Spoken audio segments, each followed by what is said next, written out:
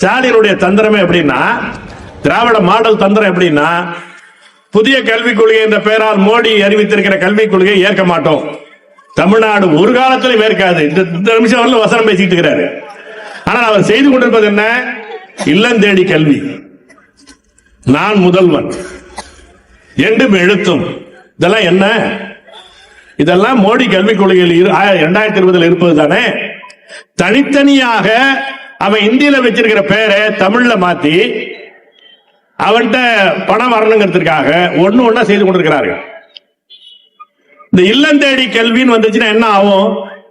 பள்ளிக்கூடத்தை மூடுறதுக்கு அவன் ஏற்பாடு பண்ணான்னு அர்த்தம். இது நமக்கு புரியறதே இல்லை.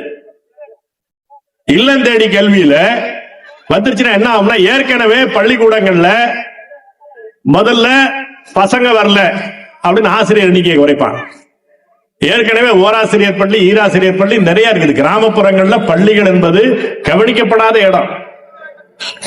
அதிகபட்சம் சத்துணவு கிடைச்சா போதும்னு பசங்க போறதுங்கிற நம்பருக்கு தான் வச்சிருக்கான தவிர அங்க ஒண்ணும் சொல்லிக் கொடுப்பதில்லை.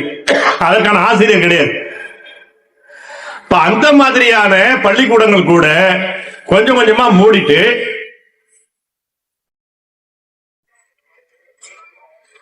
அதுக்கு பதிலாக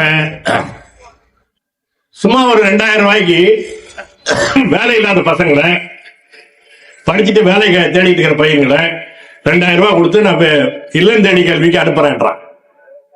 இதை நிரந்தரப்படுத்தின இந்த இல்லம் தேடி கல்வி என்பதை நிலைப்படுத்தி விட்டார் என்றால், இந்த ஃபார்மல் எஜுகேஷன் சொல்லக்கூடிய முறை சார்ந்த கல்வி இருக்க, ஒரு பள்ளிக்கூடம், அதுல ஒரு ஆசிரியர், அதுல கரும்பலகை, அதற்கான இந்த பரிசோதனை கூடம், இந்த மாதிரி ஏற்பாடு எதுவும் இருக்காது.